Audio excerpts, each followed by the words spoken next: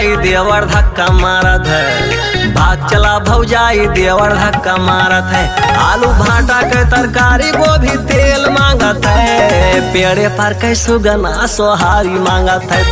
तब भाग चला भौजाई देवर धक्का मारत है। भाग चला भौजाई देवर धक्का मारत है। भाग चला भौजाई देवर धक्का मारत है। धक्का मारत है।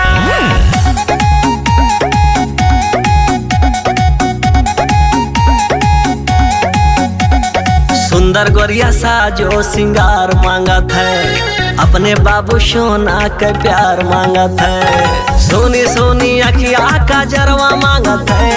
भौजी से चुम्मा देवरवा मांगत है। तब भाग चला भौजाई देवर धक्का मारत है। भाग चला भौजाई देवर धक्का मारत है। धक्का मारत है। धक्का मारत है।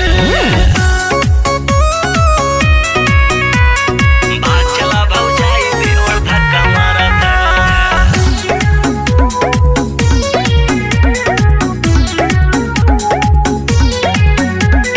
फेसबुक पर बाबूनी कमेंट मांगत है। अपन जीवन साथी परमानेंट मांगत है।